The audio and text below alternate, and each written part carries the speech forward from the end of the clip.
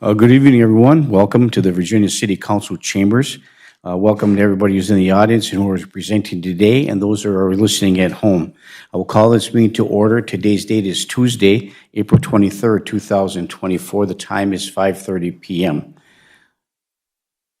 Jenny, would you please take the roll call? Sure. Motley? Here. Friedlib? Here. Paulson? Present. Beyondich? Present. Johnson? Here. Baranzelli? And Cuffey. Here. Thank you. Would everyone please stand and join me in the Pledge of Allegiance?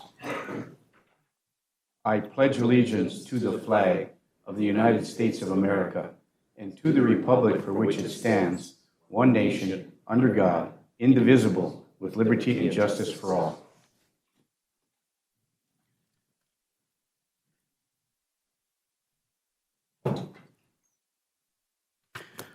Okay, thank you. We'll move to item number 4, the public forum.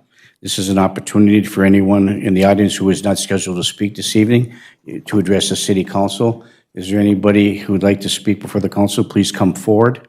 Thank you, and please turn the light to green on the microphone. Please state your name for the record, and welcome to the City Council meeting. Thank you. My name is Kathy Cady, and I am a resident of Virginia.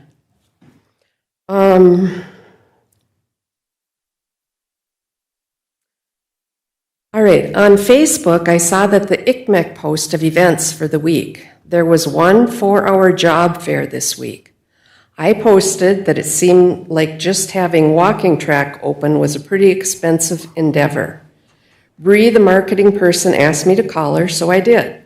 She said that the ICMEC was doing excellent financially. So I am here tonight to find out from Sherry, who isn't here, and the council how much the ICMEC is in the red or black, and what are plans to make it revenue producing if it is not.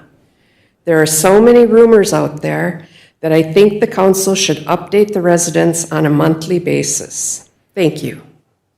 Okay, thank you, Kathy. What we'll do is we'll have our finance director put together a spreadsheet, and if we could get your email, we're happy to send it to you as well if you want to come forward and have any further comment.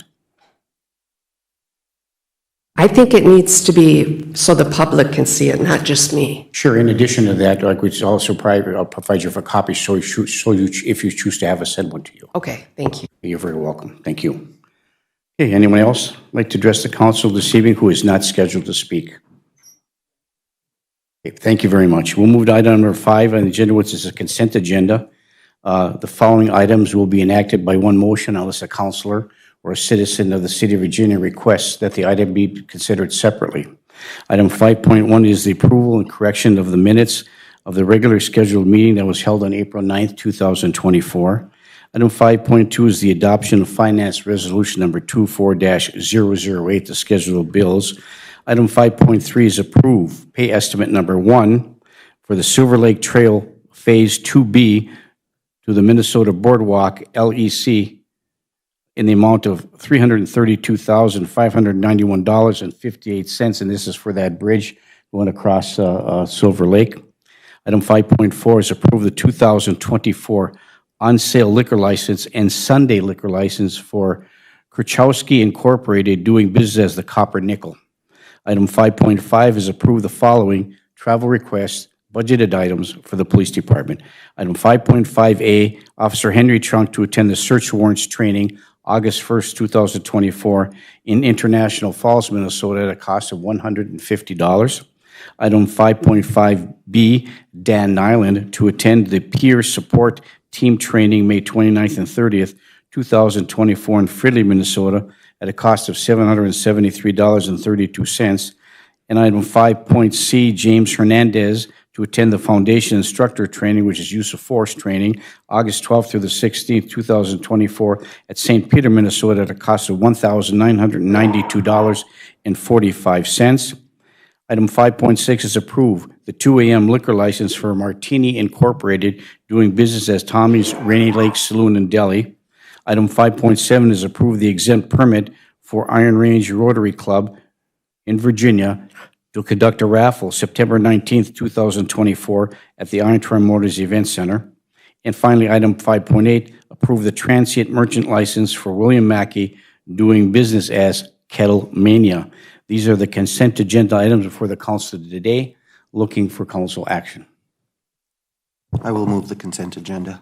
Councilor Johnson moves to approve the consent agenda. Is there support? Support by Councilor Barnzelli. And Councilor Beyondich had her first light on first, so support by Councilor. Okay, thank you. Councilor Barnzelli, is there any further discussion? Hearing and seeing none. I'm sorry, Councilor Paulson. Thank you, Mayor. I would like to pull item 5.5B, please, 5.5B. for further discussion. Okay, thank you. It's moved and supported to approve the remaining parts of the consent agenda. We'll pull 5.5B for further discussion. All those in favor of the rest of the agenda signify by saying aye. Aye. Aye. Opposed? Motion carries. 5.5B, Councilor Paulson. Thank you, Mayor. So just to back up, or I guess go forward, on item 5.5C, it's a train the trainer situation. They have a total of overtime or comp hours of 12 hours on that one. On this one, on item 5.5B, it's a total overtime or comp time of 16 hours. And none of the hours are actually tabulated as to the cost of those hours. And as well as on item 5.5A, there's a total cost, there are total hours of 12 hours that will be incurred. And I guess maybe we need to clarify whether it's, maybe have them circle whether it's overtime or comp time, and then what the value of those hours would be. And my question on item 5.5B, since this is not a train the trainer or a required, I don't believe it's required, it's just being offered at this time. This is to, it's peer support, so it would be an officer going to attend. There's an online portion, and then they attend in person. Then there's a follow-up online session, and to be able to discuss when they're interacting with people, different concerns or mental health. So it's a good class or training, but I'm wondering if that could be done at a different time. And I'm also wondering if their overtime hours on all three of these items are being added in there because of the police staff are being short-staffed. Is that an indication? Are they short-staffed, and is that why the overtime or comp time for all three of those is at least, I think the minimum was 12 hours. 12, 16, and 12. So yeah, the minimum is 12 hours. And then is that time and a half, or is it comp time? So I think I would like that clarified, and I don't want to say no, but I think, we've had lots of discussion in our budget of what is in the budget for travel and trying to limit travel as much as possible, or as, if it's specifically needed for their licensure or for like a train the trainer situation. So I don't know if I could get further information on that, but I know it's coming up, so would there be time to maybe get that further information? Okay. Thank you. Thank you, Mayor. Okay, just to clarify your motion or your request was to pull one item B. Now you want A and C as well. Is that correct? No, not pulling them, but I think the council needs to maybe discuss how we look at the travel requests and have them circle whether it's overtime or comp time. And then when they put in the number of hours that's going to be incurred, also maybe have a total cost in there. So when we are approving a total cost, those dollar figures would be included with their hotel and their gas mileage, or whatever other expenses, meals and reimbursement would be. So the other two I was fine because I know that they need to attend those two, and the other one's a train the trainer. But this one, if it could be offered at a different time, possibly when we're more fully staffed, or wouldn't have to have those 12 hours of overtime or comp time incurred, I would feel more comfortable with that. So I haven't made a motion. I just, for discussion, wanted to pull that. Thank you. So you pull it for a discussion. It's still up for, we pulled it, So we're going to be looking for a motion to approve that piece.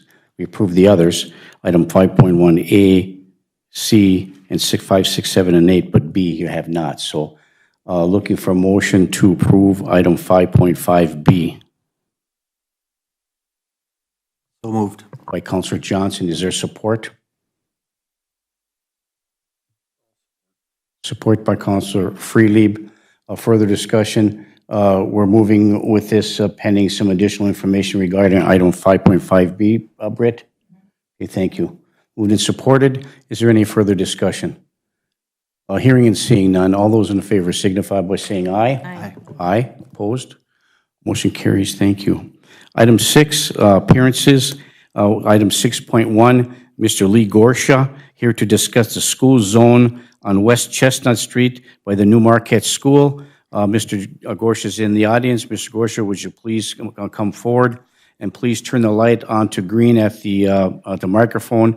Please state your name officially for the record, and welcome to the City Council meeting. City Council, my name is Lee Gorsha, resident of Virginia.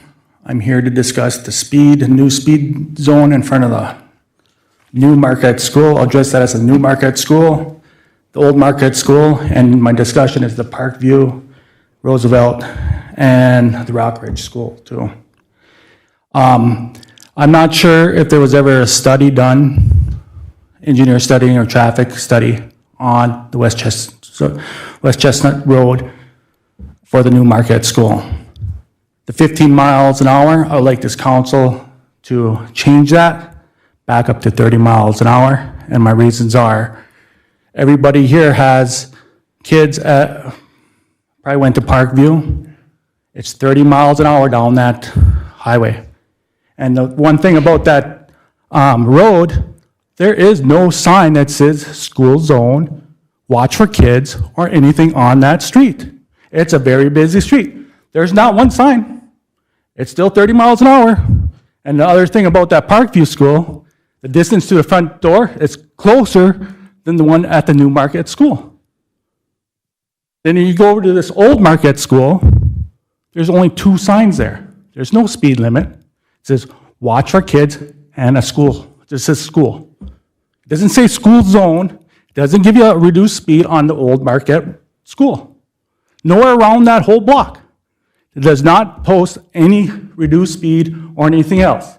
Every street in this city is 30 miles an hour unless posted. So we have kids walking to school around this town. It's 30 miles an hour. They cross busy intersections and everything else. It doesn't say watch for kids for school time zone or anything else. But here we got an Old Marquette School, 2 signs. Watch for kids, and 1 sign below it says school. No reduced speed limit to 15, nothing else. But we got on our New Marquette School, we had 15 miles an hour. Why? The school is way off the road. There's no crosswalks. There's no sidewalk that ends at the entrance to the west side of the college. And at that college, and in the Parkview, there's no sidewalks leading from the road to the front door of the school. Why not? You're talking about safety. We don't have no sidewalks going to those schools. So the kids from Parkview go across a busy intersection through a busy parking lot if they're walking to school to get to school. Same thing as Marquette, the New Marquette School. You get out, you walk down the sidewalk, you got to go through all these windy roads, through a busy parking lot. There's no signs saying watch for our kids through walking through the parking lot. But we put a 15-mile-an-hour sign on West Chestnut Street for no studies. I believe there's no studies. Is there engineering studies or anything else? For safety for 15 miles an hour, it should be 30 miles an hour, school zone, watch for kids, be cautious. So, Mr. Gorsha, your request today is for us to consider removing the 15-mile-an-hour speed limit sign, reposting it to 30 miles an hour, and posting additional signs that says school zone, watch for kids. Is that your request? Yes. Okay, we'll have staff take a look at that, Mr. Gorsha. Good? We'll take a look at that, and then we'll get back to you a response. Okay, I just want to make a note that the Parkview's been there for 20 years at least. There is no school zone, no signs saying this is a school zone, reduce, watch for kids, or anything else. And including for this Roosevelt, that's old Roosevelt, those kids all around, walking around there, it's 20 miles an hour, watch for kids and everything else. But that school and their doors are a lot closer to the darn the roads than that Marquette school is. And that old Marquette school is right there. I think it's 20 feet to the front door of the church. There's no reduced speed signs or watch for kids or anything else. It just says, So I just like to make it sure you guys are aware about the Parkview. And the Rock Ridge, 30 miles an hour. Thank you. Okay, thank you, Mr. Gorsuch. We'll have our engineering department take a look at that. We'll research what the specific laws with respect to how those things are posted. And if additional signage has to be accommodated, we'll make sure that we accommodate the safety aspects that you addressed here and what the law is with respect to compliance. Thank you, Mr. Gorsuch. Yes, Councilor Johnson. Mr. Gorsuch, to answer one of your questions, no children from Parkview walk. It's a school policy. Every child that leaves that school has to be picked up if they're under the age of 2nd grade. So that's why I can tell you that from working there and being a parent. Students are not allowed to walk from 2nd grade from Parkview, period. We'll take a look at all the schools that you alluded to today, and we'll see what the compliance aspects are, what can be done to address the issue that you have. And we'll have somebody get back to you, Mr. Gorsuch. Thank you very much. Okay. Move to item number 7 on the agenda, which is unfinished business. Item 7.1, the clinic lease. I'll refer to our city attorney, Brian Lindsay. Brian, did you have any additional information or discussions with Essentia Health or Mr. Modich with respect to this issue? No additional updates. Okay, thank you. Any other questions as we're moving forward in an effort to try to work out the agreement there with Essentia Health? Okay, thank you. We'll move to item 7.2 on the agenda, the property located at 410 5th Street South. And I understand that the last time we had this meeting, there was a fine that was imposed with respect to the law and the compliance of the Property Preservation Maintenance Code, and the owner of that parcel did pay the fine, and now the clock is ticking again until the owner continues to comply with the permit that he applied for once again to try to remedy the issues that's been addressed here over time. Is that correct, Mr. Lindsay? Okay, thank you. Any other questions or comments from the council with respect to this issue? Okay, thank you. We'll move to item number 8, which are discussion items. Item 8.1 is approve the refund for Polly G's LLC doing business as Polly G's for the on-sale and Sunday liquor license cancellation as of March 4th, 2024, which is 10 months, in the amount of $1,416.67. I believe the owner of this establishment is requesting a refund because they've closed that business and no longer are going to operate it as a liquor establishment. So the owner, is requesting a rebate of this amount of money for this purpose. So looking for council discussion on this matter. I think that from my perspective is that we have an ordinance in place that said if a liquor establishment closes, that the liquor license stays with that business for a period of, I think it's 1 year, or until the liquor license expires. And once the liquor license expires and it's not renewed. Now the question for me is that what happens if somebody else wants to buy this building, or maybe the owner decides they want to reopen this, and how would that work with establishing a partial liquor license? So my perspective is that the liquor license remains intact, the liquor license gets paid, and is held in abeyance in the event that somebody else opens it up. So I open this up for discussion from the rest of the council. Councilor Paulson. Mayor, would it be appropriate to refer this to the committee of the whole until we can get some more legal Sure. answers on this and We sure can. have some discussion regarding precedent, if whatever Virginia's done in the past? So I guess if no one else has anything to add, I would like to move to bring this forward to the committee of the whole meeting, to our next committee of the whole. Okay, thank you, Councilor Paulson. Councilor Paulson moves to move on 8.1 to the next committee of the whole meeting for additional discussion and more information, and supported by Councilor Johnson. Is there any further discussion? Hearing and seeing none, all those in favor signify by saying aye. Aye. Aye, opposed? Motion carries. Thank you. Item 8.2 is adopt a resolution to approve the MDA Fill the Boot campaign that's operated by the Fire Department for Muscular Dystrophy Association. They've done this on an annual basis and looking for approval from the council to do it again this year. I will move the resolution. We'll move forward to the resolution for approval by Councilor Johnson. Is there support? Support. By Councilor Motley. Is there any further discussion? Hearing and seeing none. All those in favor signify by saying aye. Aye. Aye. Opposed? Motion carries. Item 8.4, adopt a resolution to award the bid for crushed rock salt. My understanding is in that resolution, there's only one bid. That's all we received. We do this on an annual basis. Or did I miss one? I'm sorry. Let me go backwards again. I'm going to use this as an excuse. I'm 71 years old, so I sometimes... Okay, we'll move back to 8.3, and I apologize for that. Approve the letter of support for AI's aerial spraying for the spongy moth slow the spread mating program. Councilor Paulson. Mayor, at this time, I would like to move to receive and file this request. I don't think it's appropriate that the city should be giving any official nod to a commercial sprayer, Al's aerial spraying. And I'm actually not in support of spraying over the city of Virginia.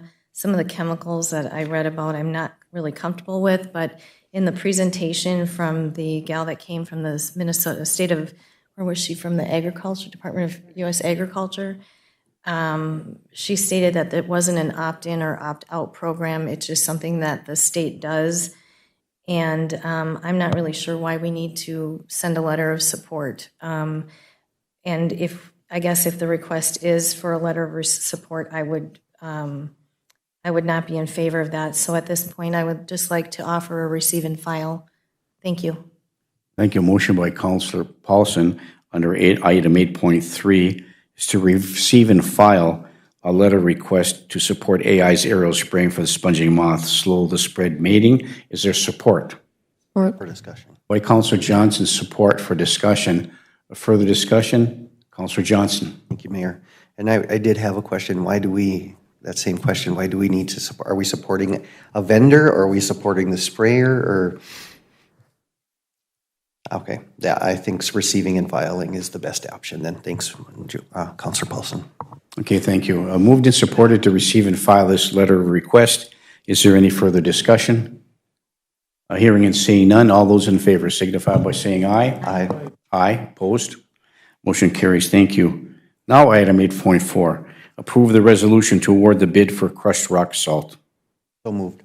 Moved to approve by Councilor Johnson, supported by Councilor Beyondich. Is there any further discussion? Hearing and seeing none, all those in favor signify by saying aye. Aye. Aye. Opposed? Motion carries. Item 8.5, adopt a resolution to award the bid for asphalt surface maintenance. In my understanding, Britt, we only got one bid on this one as well. Thank you. So moved. A move to approve by Councilor Motley. Is there support? Support for discussion. Support by Councilor Beyondich for discussion. Further discussion, Councilor Beyondich, and then over to Councilor Paulson. Councilor Beyondich. Britt, do you know what we paid last year for the same? We do the same, it's about the same dollar amount, we budget the Didn't same. change. Doesn't change, no. Okay, thank It's just you. the number of feet we get is what changes. We do the same dollar amounts. We tell them we want $20,000 worth, and they tell us how much they think they can get done, then we point them in a direction where to go. And that was budgeted Yes, the same as it was last Exactly year. the same. Yep. Thank you. Thank you. We'll just go right to left. Counselor Johnson? Thank you, Mayor. I know when we do striping, we partner with the county. Do we partner with the other communities to get them all up here at the same time as well? That's why that's not always when we want it to be done, it's when they come, because they do everybody at the same time. Okay, There's not a lot of firms that do this, obviously, we got one bid. So it's historically always been around Labor Day, because that's when they get here and they do multiple cities at one time. and was this the firm that did Main Street last year, Chestnut Street? Yes. So they shouldn't have to redo Main Street this year, No, hopefully? hopefully not, unless it really, Okay, it should have held this year because we didn't plow a lot, but all right, thank you, Britt. Thank you, Counselor Johnson. Counselor Paulson? Thank you, Mayor. So for clarification, are we partnering, is this through the county? no, we do striping through the county. This company, the reason it's so low is because they do other cities at the same time. As long as we don't put a time frame on there that you have to be here in June, we say, come when you can, and they give us a really good price. So this is the crack ceiling when they come and they put the tar and the paper down? Paper down, yep. Okay, and I just want to make a comment that if this is the company from last year, the way that they conducted operations on Chestnut Street was really not the best. They were, I don't know, they take some type of a saw or some tool or piece of equipment and they dig it out, and they were causing dust and rocks to go all over cars on Chestnut Street. So do you have a schedule of where they're going to be conducting this in the city? We will have that. Jim Ross is the one that creates the schedule of where to go. Okay, so We will get that to the council so you guys maybe can we approve it. can have a discussion with them just regarding hours and times that they're going to go, maybe notification to neighborhoods or what have you, so that people can move their cars from the street if they don't want to get sandblasted. So I would appreciate that. Thank you. Thank you, Counselor Paulson. It has been moved and supported. Is there any further discussion? Hearing and seeing none, all those in favor signify by saying aye. Aye. Aye, opposed? Motion carries. Thank you. Item 8.6, Planning and Zoning Special Meeting that was held on April 17th, 2024. We have members of the Planning and Zoning Commission in the audience. If anybody has any questions. Item 8.6A, approve the rezoning of property located in southwest corner of the northeast quarter, lying southerly Highway 50, Highway Road number S20, T58 North, R17 West, parcel ID code 090-0180-01376 from R1 to R3, provided there is proper notice to local residents of the potential change. And this is that property that's located up by the Midway Motel along Highway 53. Is that correct? There's a request by the owner of that parcel to have that rezoned for some economic development moving forward. And this is the recommendation from the Planning and Zoning and move forward. Thank you. Councilor Johnson. Can we have an explanation as what that means from R1 to R3 and what that economic impact might be? Okay, would someone from Planning and Zoning, or maybe we'll go to Jenny. Jenny would have that official information. Jenny, thank you for being here, and could you please clarify for all of us? Yes, thank you, Mayor.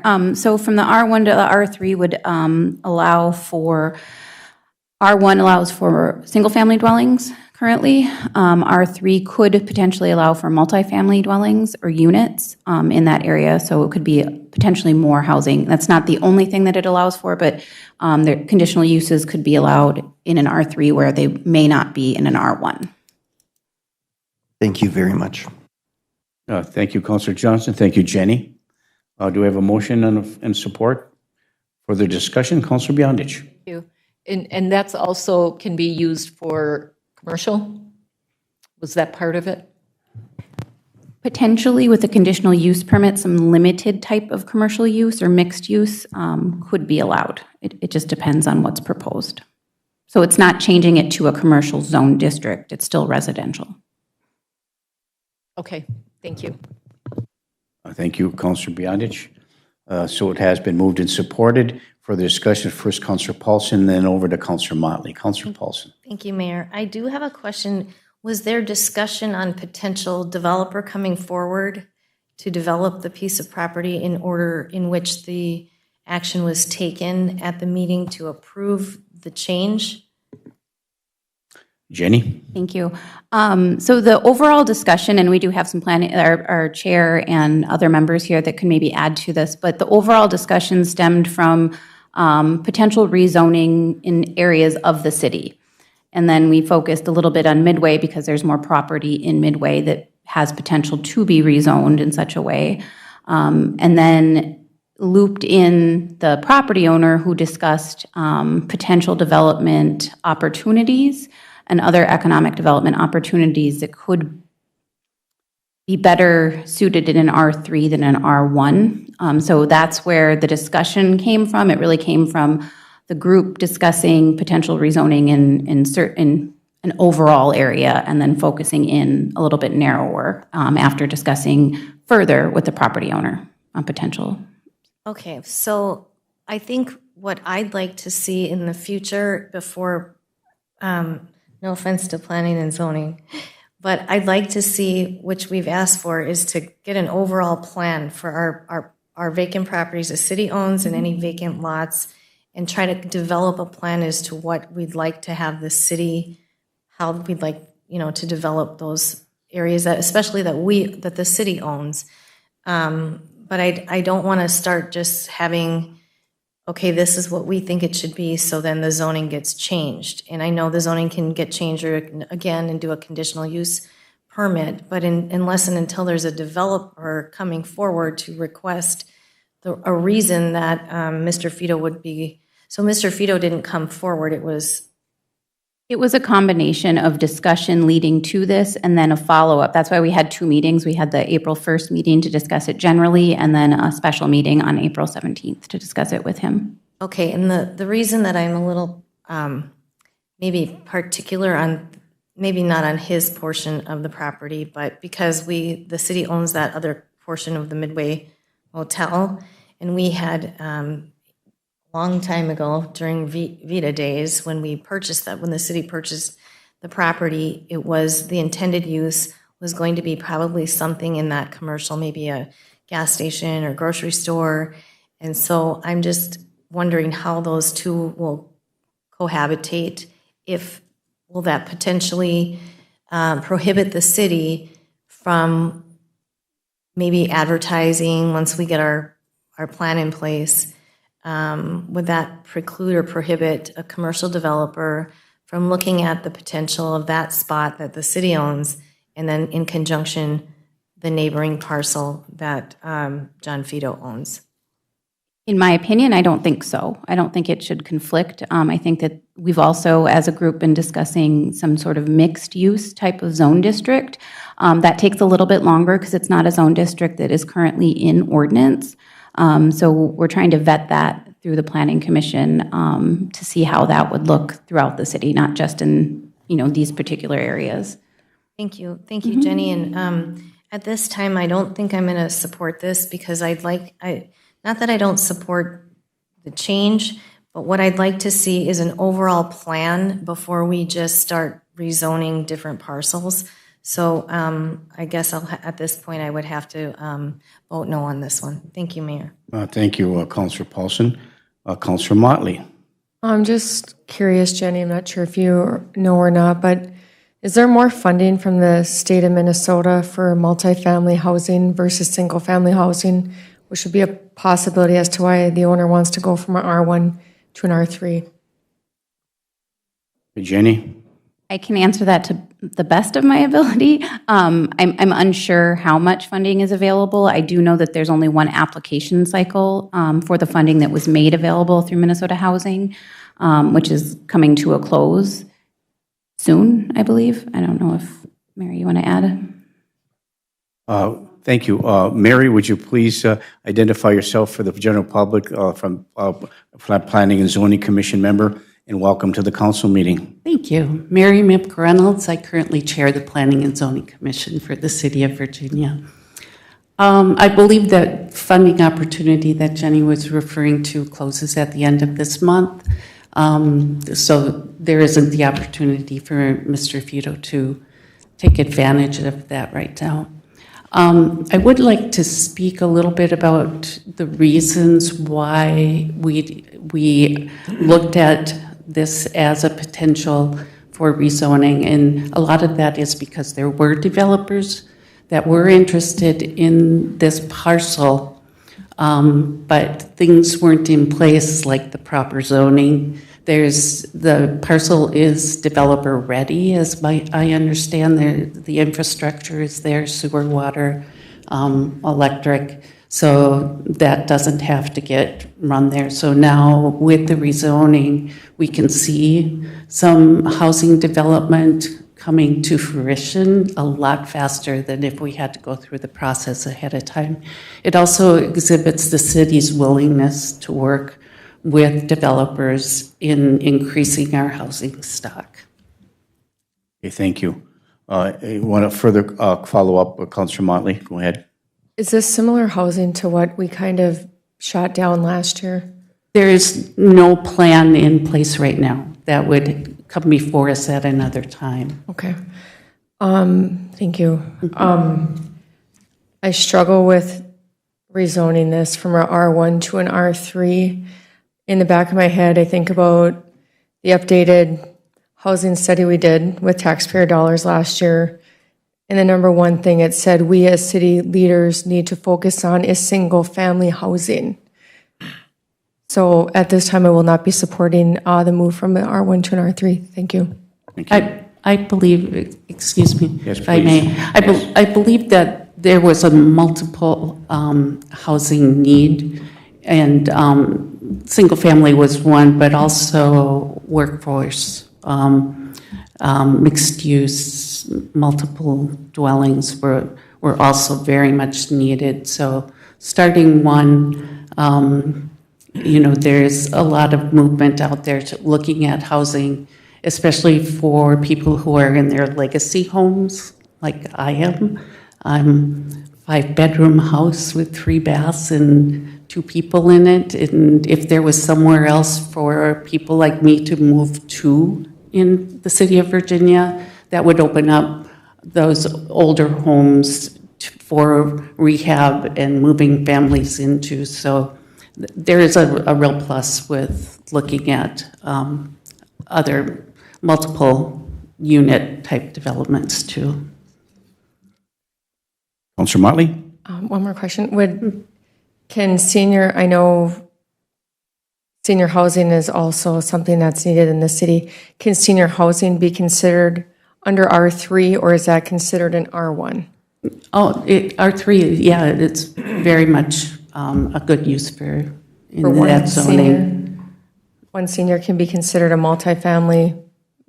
Well, it would be 1 unit for a senior. Are you talking, multifamily means that there's like many apartments or townhouses or something in the same complex? Okay. Not more than one family in a building, in a unit, but multiple units. Okay. That makes sense? It does, and I know this housing thing is an educational piece for me. I wish the owner was here so I could ask him why he wants his change from an R1 to an R3. It is, so the property is more readily developable, and I know he would like to be able to find someone to sell it to as soon as he can. He's owned it for a while and it hasn't been able to be developed under the current restrictions that are there. Is that through, I understand we have it zoned as R1, but is that sort of going back to the state, possibly with funding for a particular type of housing? Or I struggle with why he wants to go R1 to R3. Because, well, he does realize and is attuned to the need for housing in Virginia.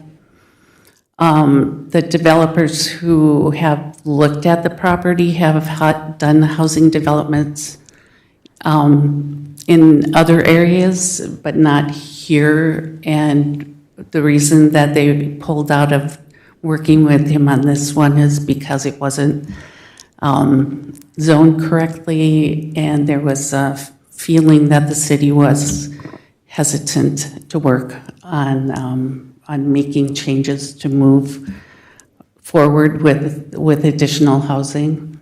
So they went to Grand Rapids and Ely and one other place, Two Harbors, I think, instead. Okay, thank you. Thank you, Mayor. Thank you, Councilor Motley. We'll go back to Councilor Paulson and then over to Councilor Johnson. Councilor Paulson. Thank you, Mayor. Has this been moved and supported? Not yet, no. I would like to move that we bring this forward to the committee of the whole for a much broader discussion on this. I think there's much more than just a rezoning discussion, especially after hearing kind of some of the language that you're speaking with or about regarding the city maybe not being ready for this or wanting to do this. And I feel that rather than make a decision at the council meeting without having any discussion or input from any of the, not only the council, but how other people might feel about this going forward, I'm not comfortable with that. And I guess, so I'd like to move it forward to the committee of the whole. That's my motion. Okay, not right now. So motion by Councilor Paulson to move it to the committee whole meeting. Is there support for that? Support. By Councilor Motley. Further discussion. Now we'll go back to discussion. Jenny, do you have something, please? And then we'll go to Councilor Johnson.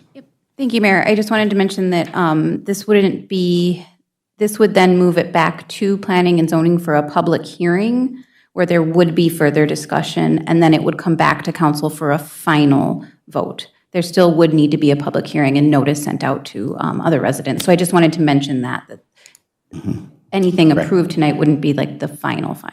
Could I ask a question really quick? Certainly, please. Could I understand the process? So a rezoning can be requested by a property owner of record. It can be requested by council, or it could be requested by planning and zoning. In this case, planning and zoning had an overall discussion on rezoning properties as part of our regular discussion of ordinance amendments moving forward. And they came to a decision to move this request forward for your consideration to then open it up to a public hearing that's required. It's a 30-day notice, and then it comes back to planning and zoning for that public hearing, so we can hear any concerns, comments, interests at that public hearing.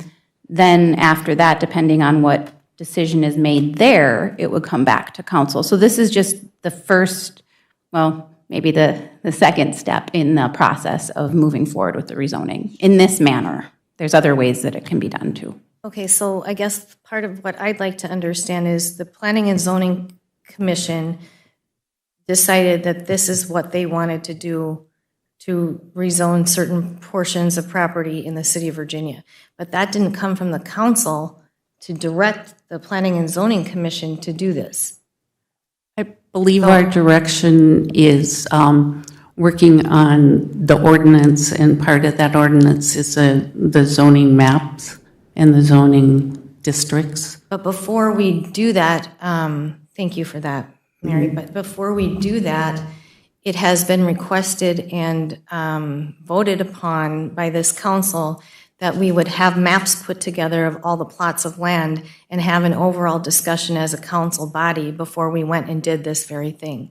So I don't know how the process seems to be being circumvented, now going to a public hearing when the council did not direct.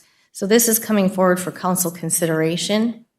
Now in the past, if there's been other things, it doesn't come right to a council meeting, it goes to a committee of the whole. So I'm confused as to how this might have skipped a step, and I think we need to backtrack and go back to the committee of the whole. And I don't know, Brian, if you have any input on this, but I think we're circumventing an important step here by taking it right from planning and zoning that were not directed by the city council to make this change. They're coming forward with a request for us to approve, And instead, now we're being asked to approve this evening instead of having an actual discussion about what we've already made a motion and passed at least 6 months, maybe a year ago, to have Jenny put together maps and have an overall discussion about land zoning and land usage and how we would view different parcels of property and how we would like to proceed with an overall city plan. And Mayor, thank you. Council, the way that I understand this, and maybe I'm misunderstanding, is that this is coming to the council as part of a process, and it sounds like it was coming at the request of a property owner, which is one of the ways that these requests can be moved forward. And I think it was just stated that it wasn't requested the property owner, that it was planning and zoning that was having a meeting and discussing ordinances and zoning. And they came forward with this, not the property owner.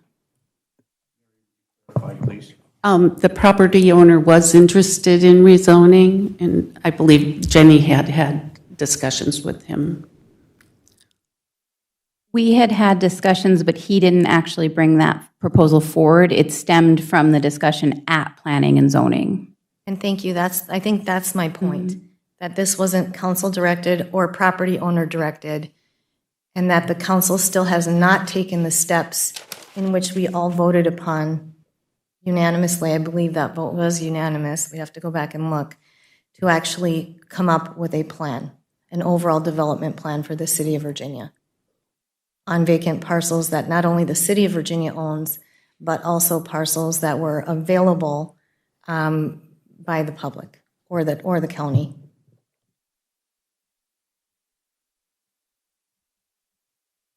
I guess I'm waiting to hear. I'd like to forward this to the committee of the whole. That was my motion, but Jenny was stating that it's going to trigger a public hearing. No.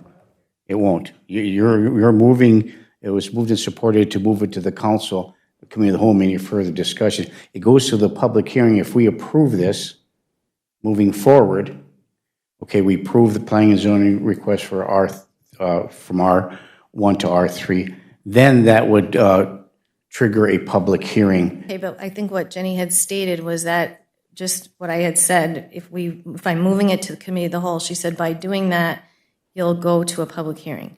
No. Okay. So is there an issue with moving it to the committee of the whole? No, there's no issue. You have moved it and has been supported, and we're in the discussion phase of that before we vote on that. Okay. Thank you, Mayor. Oh, you're welcome. Councilor Johnson. Thank you, Mayor. I do have an issue with moving it to the committee of the whole.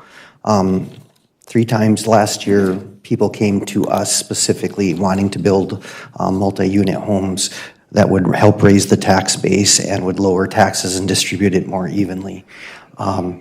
The R3 doesn't restrict single family housing. It allows for other options in that area. It is a process that happens. I do believe that the Building and Planning and Zoning Committee is following their mandate from this council by going through ordinances, and that this discussion came up. I appreciate you and your team for working on this and being creative as you're moving forward. We are continuing to have a paradoxical argument in this room about taxes going up, taxes going up, taxes going up, levy going up, and yet we are doing nothing at all to encourage residential development in the city, period. Every time someone comes here, we throw roadblocks in their way. I will not be supporting moving this to the committee of the whole. I believe that the planning and zoning has done their diligence, and the simple act of starting the process of rezoning to 3 moves us closer to redevelopment of that property quicker. My concern is we're going to have another meeting and another meeting and another meeting, as we have for the last year, about something that's going to take a long time anyway. As Jenny stated, if we approve the R3, then there's a public meeting, then there's public input, then there's a final decision by this council at the end of that process. So I will not be supporting this moving to the committee of the whole as another roadblock to lowering taxes in our community by encouraging development of any kind. Thank you, Mayor. Okay, thank you, Councilor Johnson. So I have, Councilor Paulson. Thank you, Mayor. I'd just like to respond that I'm not here to create a roadblock or for it to be perceived that I'm creating a roadblock. What we had asked to be done originally has not been done, that we voted on in this chamber. And what we asked to do is to have an overall, we asked for maps and to have an overall plan developed by this council. So I'm not kicking the can down the road, and I'm not stopping or trying to stop any development. The intention is that we would create an overall plan, and that has not happened yet. And so I'm not trying to thwart anything, but what I'm trying to say is before the cart gets before the horse, and if we want to talk about tax base, most of the entities that are coming forward for this type of development are asking for not only tax abatement, they're asking for the land for free if it's city land. I don't know what the agreement would be for Mr. Fito, would probably not be for free. And then they would be asking for maybe a TIF district or something that offsets those property taxes by, if it's a 25-year TIF, we don't recognize taxes until year 26. So there's a lot of moving parts and pieces to this housing discussion. And I think it's something that we really do need to discuss together overall, planning and zoning and the city council, as to what we're trying to accomplish. And it feels like we are maybe not in the same place as each other. Maybe a few of us are not in that same place. But I feel like we need to have a discussion for an overall housing plan. There is a complete housing shortage. We all can acknowledge that. It's what this overall needs are and how the city accomplishes that.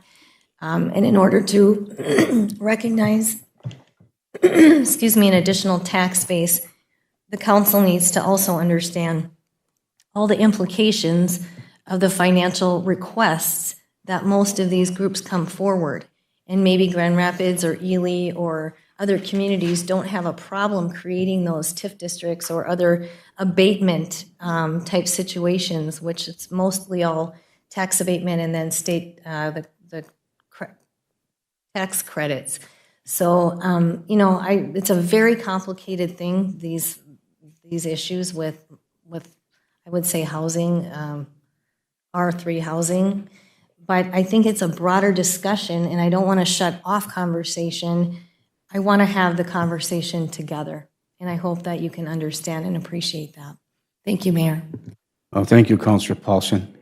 Nobody else. So for me, I'm going to, with all due respect, I'm going to vote no on the motion on the floor to move it to the committee home meeting because the city council has options.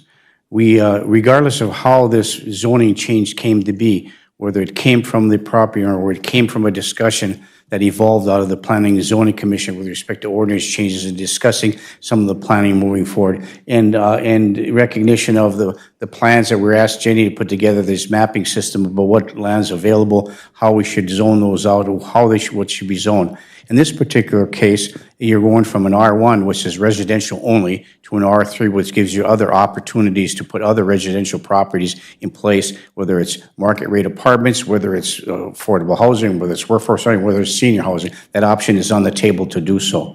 In addition to that, we have that in place that if that was ever developed, there's a potential that some commercial development could be in that same area of the property that the city owns. So we have options. And so as you move forward this, by, say for the sake of argument, we approve, after the motion on the floor by Councilor Paulson, if we approve moving forward from R1 to R3, we still have control over that property. We still can determine after a public hearing and hearing from the residents that are affected in that particular, and by other city residents, that maybe it isn't a good idea to move it to that, then we don't. Or if it does pass, and it becomes an R3 zoning issue, then somebody comes forward to build some type of a facility there, or whatever housing that they determine to be, we still have the option of saying no. all those options are still on the table. By changing the zoning doesn't change that from my perspective. It just moves the process along, gives us a little bit more latitude. But we don't have to approve any development in that area. That's our responsibility as the council to do so. So I'm not going to support the motion and move it back to the committee of the whole meeting. I think we have a process we can move forward, and we can do that parallel. We can do this particular issue, and then Jenny has the mapping system that she's putting together for all of us to consider. And if it comes to the time where this mapping system comes together, we sit down and take a look at it, and we say, for the sake of argument, we approve the R3, and we determine, well, it really shouldn't be R3. Maybe it should be B2 or B1. We can always change it then too. So, but this gives options moving forward with potential development, which we need to approve before they move forward anyway. So those are my comments. Any other comments before we vote on Councilor Paulson's motion to move it to the committee of the whole meeting? Councilor Beyondich. And I don't know how much of a more broad subject this would be to even have it at a committee of the whole meeting, or to meet directly with planning and zoning to just nail down this one subject. Your question?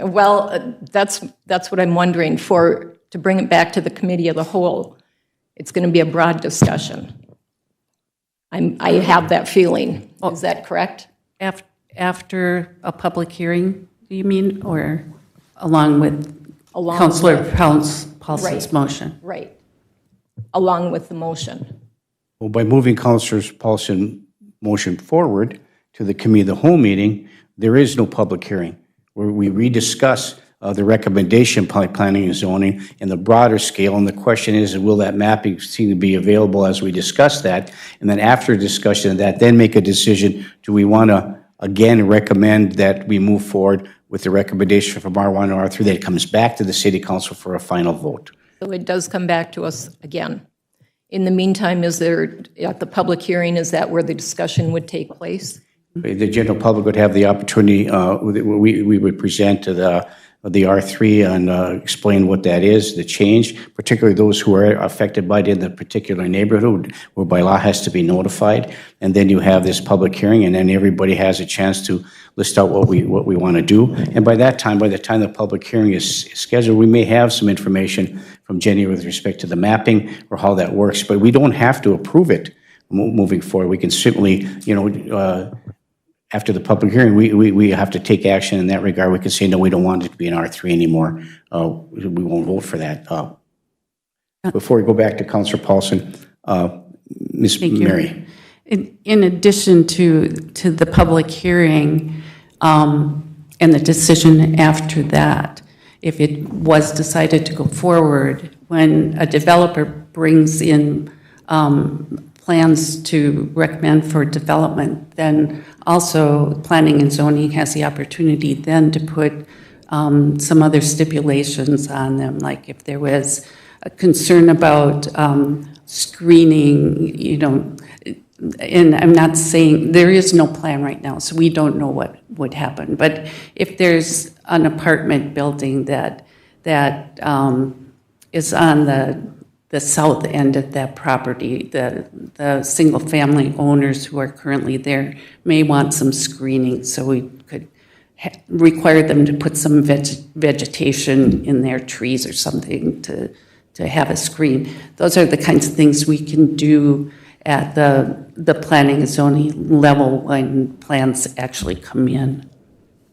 And then we also have that option of approval and overview of that. I also just want to remind everybody that this is something that is in the city's comprehensive plan about, mixed-use housing, and so it's not out of line for this to happen. It's also, R3 being next to R1 is a fairly consistent use because it is residential.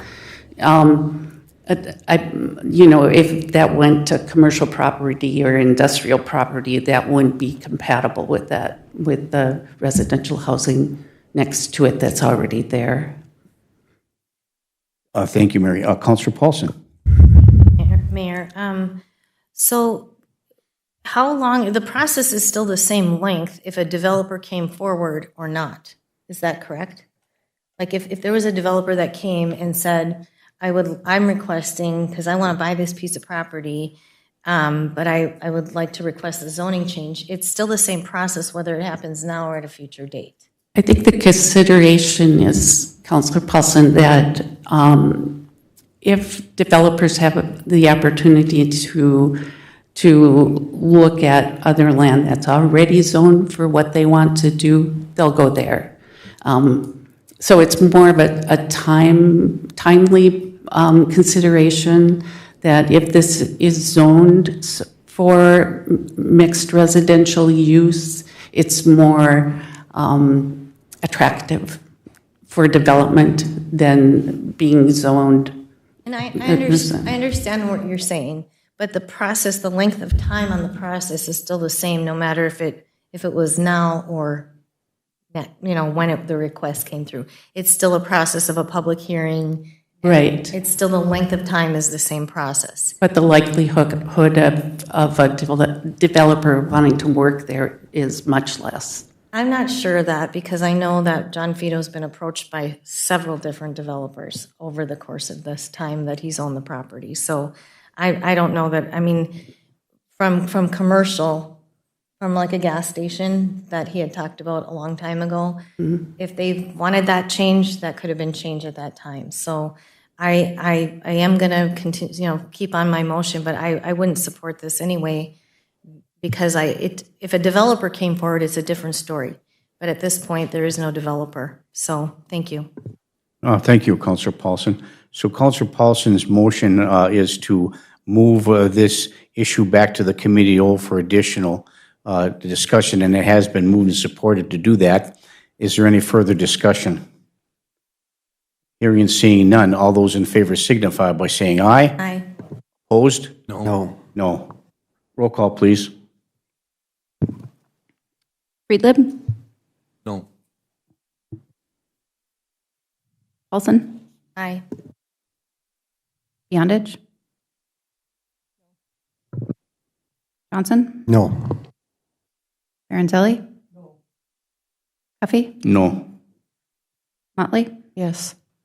Motion fails on that motion 5-2. I would like to make a motion to move forward with the R3 rezoning process. Councilor Johnson moves to a motion to approve moving forward with the change in designation recommended by planning and zoning from R1 to R3 to the property that was earlier described in the motion. Is there support for that? Support. By Councilor Friedlieb. Is there any further discussion? Councilor Beyondich. Is that what we were just talking about? Now it's going to proceed? Is that? It would go, if approved, if approved here, and it would go to a public hearing. Thank you. Councilor Johnson. And it also does not negate the bigger conversation at all, but this allows for a parallel path. And I appreciate, Ms. McReynolds, your analogy or your story that, yes, people have been interested in, but if we can cut off that first 4 or 5 months of the development or that process of changing the zoning, that is a bigger bait for a bigger fish as opposed to a worm for a perch or something. So that's why I would like to see this happen parallel. Thank you. It has been moved and supported to approve the recommendation by planning and zoning to move from R1 to R3 in the designated property described earlier. Is there any further discussion?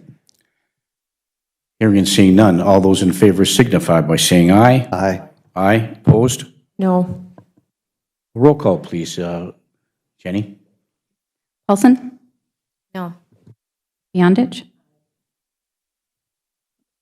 Johnson? Aye. Baranzelli? Huffy? Aye. Motley? No. Friedlib? A motion passes 5-2. Thank you. Okay, we'll move to item 8.7 on the agenda, which is the approve the memorandum of understanding between the Virginia Police Department and the Range Mental Health Center. This is that collaborative. Councilor Beyondich. So moved. Moved to approve by Councilor Beyondich. Is there support? Support. By Councilor Motley. Is there any further discussion? Hearing and seeing none, all those in favor signify by saying aye. Aye. Aye, opposed?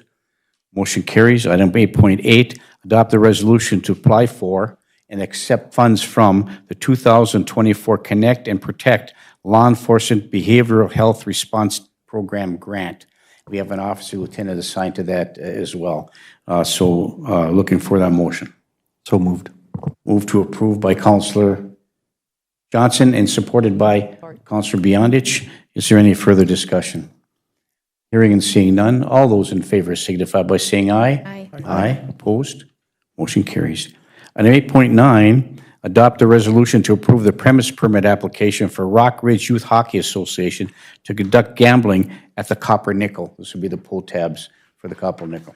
So moved. Move to approve by Councillor Johnson and supported by Councillor Beyondich. Further discussion?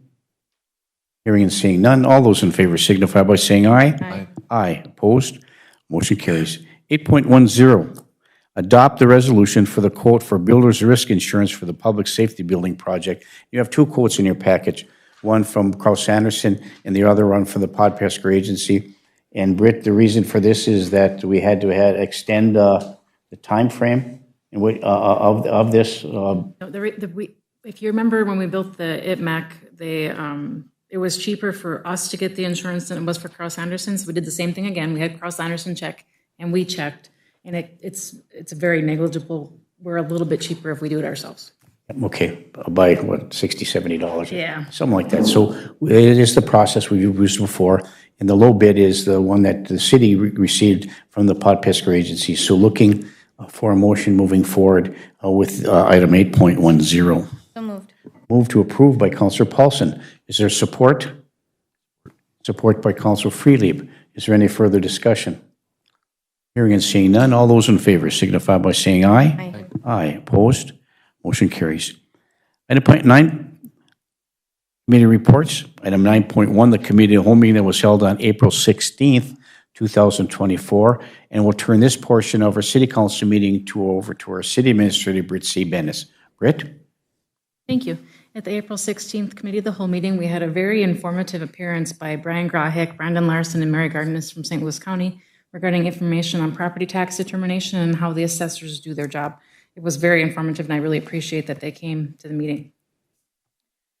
After that, Mr. Matt Reeder, engineer of record, was present to discuss the material testing quote for the 2023 street reconstruction projects. He noted that pre-construction meetings were scheduled and construction will be starting soon on all the segments planned for this year. It was moved and supported to approve the material testing quote from Northeast Technical Services for 6th Avenue North and 17th Street South at a cost of $19,856. Move to approve by Councillor Freelieb. Is there support? Support. By Councillor Paulson. Is there any further discussion? All part of the project, the costs associated with it built in. Is there any further discussion? Hearing and seeing none, all those in favor signify by saying aye. Aye. Aye. Opposed? Motion carries. It was also moved and supported to approve a material testing quote from Northeast Technical Services for 13th Street South and 10th Avenue South at a cost of $32,255.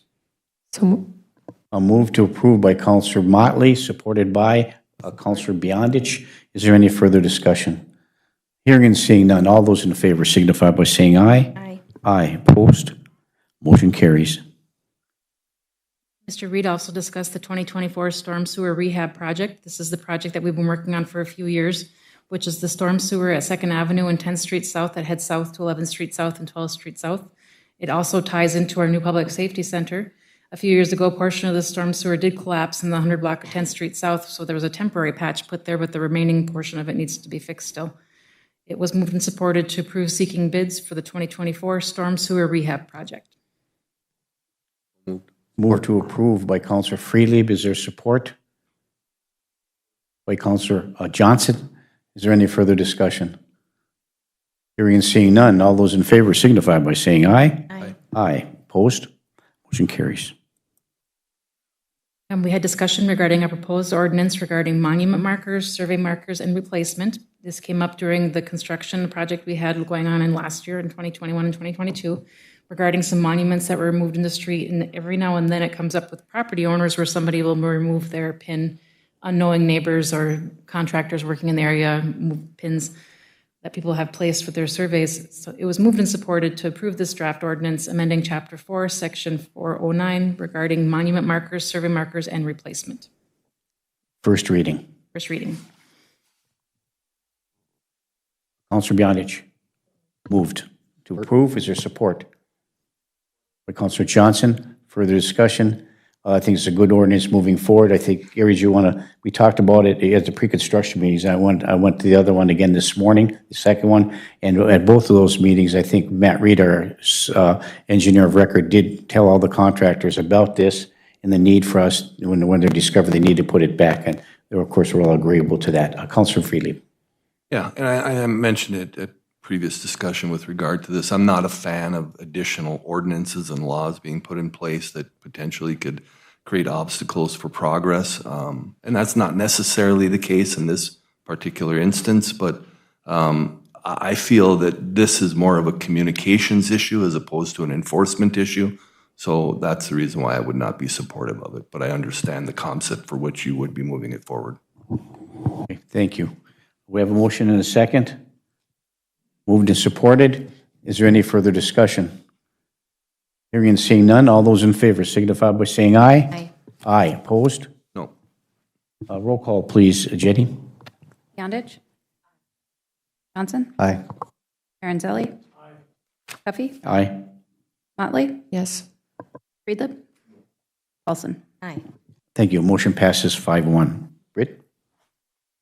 In the packet, we have a resolution for the City of Virginia, Minnesota regarding the issuance of general obligation bonds, Series 2024A, regarding 3 different street projects. It's for project number 1 is the 6th Avenue North and 17th Street South, 13th Street South and 10th Avenue South, and the 2024 Storm Sewer Rehab Project. This is not the resolution that ties us to the bond. This just allows us to seek bonds, to seek funding for those projects. So moved. Moved to approve by Counselor Johnson and supported by Counselor Beyondich. Is there any further discussion? Counselor Paulson. Thank you, Mayor.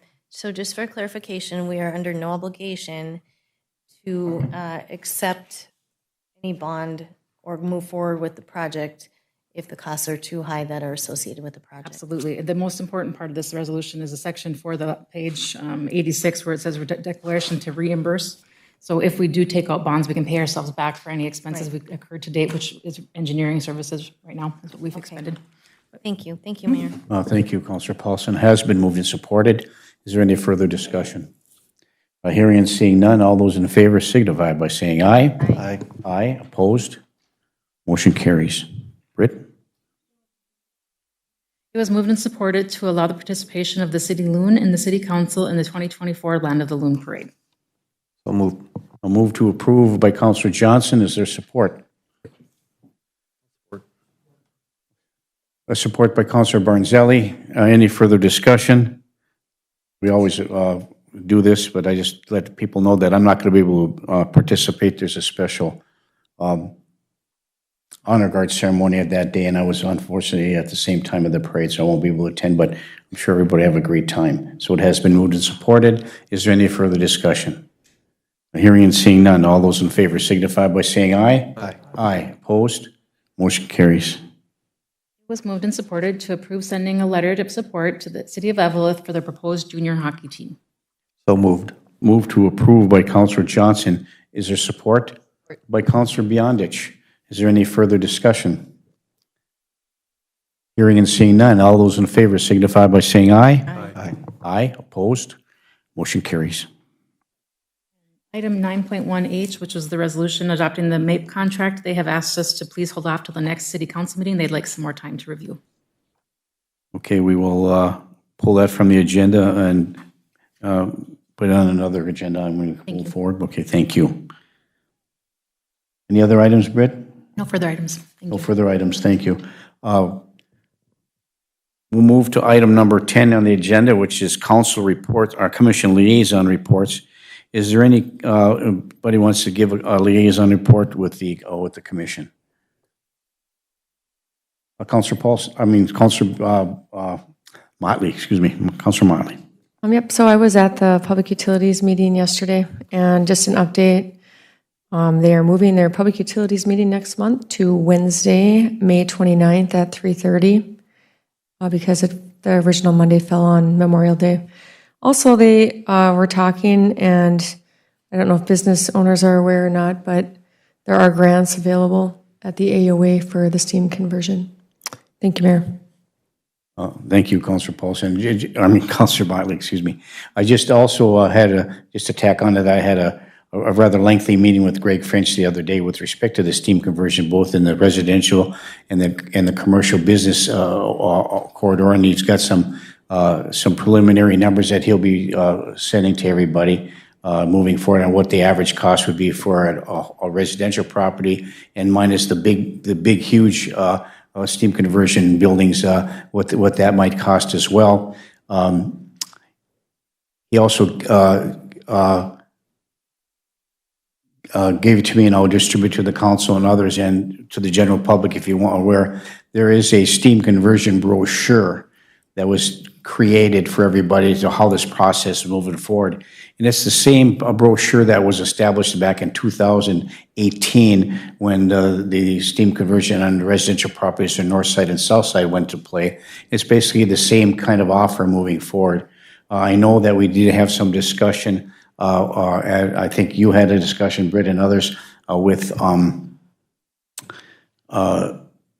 the Laurentian Chamber and others about trying to seek some additional assistance and help for the commercial and the residential businesses. There's about 200 that need to be converted. Some of the businesses, about 42, have already converted, but the remainder still has to go through this process. And then they're seeking some potential assistance through Spencer Eigel, who is the state representative out on the east side. I mean, on the west side. And he has he's kind of chairs or part of the energy committee at the legislature, so he'll try to help in that regard. And then there's some additional opportunities moving forward. I'll be going down in early May to a big conference with a bunch of legislators to discuss this very issue, and we'll look at what's available, just do everything we can to try to help with the cost associated with this steam conversion requirement that's moving forward with the end date of about the end of 2026. So with that being said, I'll move over first to Councilor Johnson and then over to Councilor Paulson. Councilor Johnson. Thank you, Mayor. The Human Rights Commission is meeting regularly and planning events regularly. The next major event that they have planned is May 18th. They will be working with RAD, which is Recovery Alliance Duluth, holding a walk and an ice cream social. So they've held, as you know, they've held some stuff with Native American groups, some Black History Month stuff. So it's really nice to see the Human Rights Commission actively working and really bringing awareness to our community of the diversity. Thank you. Thank you, Councilor Johnson. Councilor Paulson. Thank you, Mayor. I just have an update on the Cable Commission. Yep. Meeting was held Wednesday, April 17th. And some of the discussion that was held was Steve Roccola has kind of requested maybe some upgrades to some equipment. He's going to do an inventory of existing equipment, what is usable, what is saleable, what is trash, and he's going to work with our city administrator to put those things together. And then maybe do some upgrading of the studio in the basement, because there are some user groups that have come forward, including the Iron Range Tourism Bureau, that would like to do some filming and creating their own DVD and contents. So that's great. And then Steve will also be meeting with CTC to discuss maybe having CTC provide internet services to the city of Virginia. So there's a lot of moving things going on, which doesn't usually happen within the Cable Commission. But the City Council had requested them to give us input regarding what we would like to see in the MediaCom contract going forward. And they gave us 3 bullet points.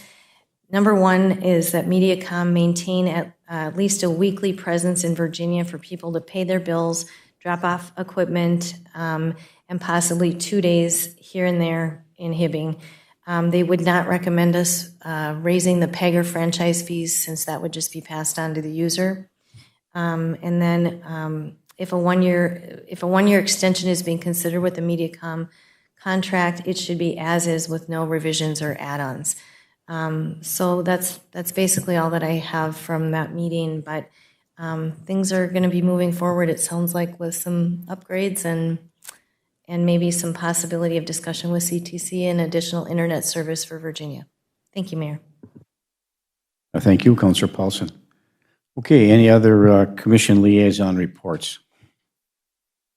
Okay, we'll move to item number 11, department head reports. Is any department head that's in the audience today or anybody else? I'd like to give a report first. Britt, anything else for offer? Our city attorney had to go to another meeting, so not present. And of course, our city clerk is not present today. Jenny, anything else you'd like to disseminate to the council and to the general public this evening? Not at this time. Thank you, Mayor. Thank you very much. As every council meeting, we have Jody Gribanowski, our library director. Welcome, Jody. Thank you. I just have a couple updates. Book club is tomorrow at 1 o'clock. You don't have to read the book to come. Just come and enjoy the conversation, and maybe you'll want to read the book. This is just a reminder that Miss Stephanie's last day is Friday. If you want to come and wish her well, stop in the library in the lower level between 11:30 and 12:30. And we do have 3 art classes left for adults, and those are Tuesday at 10 a.m. So we still have some spaces in there. But if you have any questions about any of those things, just give us a call at 218-748-7525. 748-7525. Thank you, Jody. Okay, move to item 12, council reports. Does any councilor need to give a report this evening? Seeing none, I have a couple of items I'd like to disseminate. I know that we've had 2 pre-construction meetings for 2 separate street projects. I think one was awarded to Casper Construction, the other to Mesaba Bituminous today, was the Mesaba Bituminous one. Councilor Freely, part of the Street and Alley Commission was there, committee was there, I was there. And so they're moving forward with their projects. In the secondary phase of the project that's going along from 9th Avenue all the way up to 13th Street by the old, by Washke's Motors there and the old North Star Drug. They're going to do that in 2 phases. They're going to do on 9th to 11th and then 11th through 13. So they'll be starting that, and they figure mid-May, first part of June, they'll be working on those projects, so be advised. Also, in addition to the 17th Street project that's in front of Super One representatives are there. They're going to start trying to make some reasonable accommodations, because when they redo 17th Street moving forward, they're going to need some help from Super One. Was some question about 12th Avenue, putting in an island there to try to help redirect traffic, make it a little bit easier for people to make left and right turns.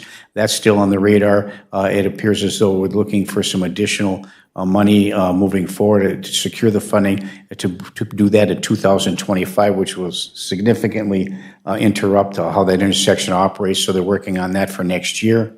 And there's been a lot of questions about the frontage road that goes along Highway 53, the back road from 6th Avenue that leads you into Ridgewood, and how horrible that road is. And we did do some patchwork on there. Just a heads up for everyone, that road is actually owned by the state of Minnesota. And so our staff and Jim Rosvet, our Public Works Director, is working with the state of Minnesota to have them fix that and repair that and put some curb and gutter on one side, because as the wetlands move down, it erodes the road. There's no place for the water to go. So they're working on trying to get them to do that. They're making some progress there.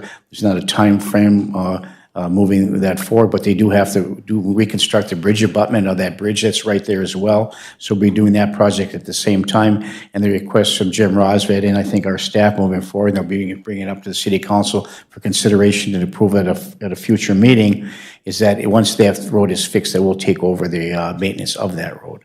So that's the goal and objective at this time, to make that discussion later on down, just for the public's information. And so you'll see a lot of activity going on in our Public Safety Center. building. Of course, that we're moving forward with that. They're looking at a tentatively date of, or maybe have a kind of a groundbreaking or something. Tentatively is May 6th, correct, Britt? Not going to happen? Okay, later on in May. So we'll have that, and then, because I think we're doing the May 28th, we're doing the reconstruction meeting then, on the 28th, is it, of April? Somewhere in that area. So we'll be moving forward that. So there'll be a lot of projects moving forward. In addition to that, I think Jody Vest from the Uptown Virginia and the mall, there's some projects going on there. Taco Bell is getting ready to build. So there's be a lot of construction going on in Virginia in the summer of 2024. So we're just asking for the public's patience moving forward, and more information will be disseminated to follow. So thank you for everybody for their patience and understanding as we try to fix some of our roads and streets in Virginia and moving forward. So anyway, I did go to a roundtable discussion at the Mining Reclamation Building over at the Discovery Center, and they talked, and the meeting was regarding permit reform. There's a roundtable discussion. There are people from all different kinds of entities, from the Laurentian Chamber State and our Laurentian Chamber, and mining company representatives and union representatives and mayors and business leaders from around the region, talking about how we can work together as a collaborative and try to come up with some permit reform to make these permits issued by the MPCA go a lot faster than they are. The federal government wants to do a 150-day turnaround. Well, there's some of them go 2, 3, 4, 5, and 7 years before and still haven't been approved. And so I did use our example on Northern Heights of how difficult that has been for all of us and how much money was spent there. So, and there were a lot of other examples. And Hibbing is experiencing some of the same issues with respect to some new development, what they call Pill Hill, which is similar overburden that we have today, a little bit different, but a little bit today. So stay tuned for some more information coming about that. And then I just want to throw this out to everybody. Those of you who are veterans of the military, it doesn't make any difference who we are, or what, if you served during the wartime or not. We are, there's various entities, VFWs throughout the area that have recognized Vietnam Veterans Day, which was not too long, a couple weeks back, and had very special presentations and ceremonies with respect to Vietnam vet and the Korean vet. But in this particular case, there really hasn't been anything for World War II vets. There's only a few left in this area, very few. And but we want to recognize some of those who served, and this year is the 80th anniversary of the Normandy invasion, D-Day, Utah Beach, Omaha Beach. And so every year, the country of France and others have a special memorial for those who died on D-Day in Normandy Beach.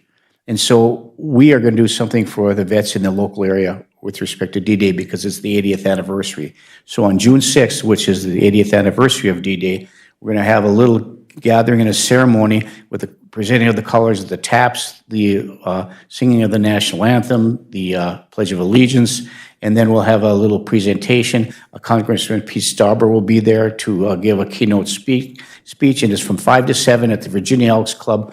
Refreshments and hors d'oeuvres and a light dinner will be served at no cost to anybody. So if you're a veteran or a family of a veteran moving forward, and we'll be kind of honoring a couple of different people. There's one individual, there's what they call the Silver Star. And the Silver Star, of course, is a star that's awarded for bravery. It's a high honor. But this is a different kind of Silver Star. This is a star, it's called the Star of Silver. And it's for those World War II veterans, or the recognition of those World War II veterans who served in 5 battles. Very few, it's rare, that they've served all 5 battles. And there is a local veteran that has since passed that achieved that goal.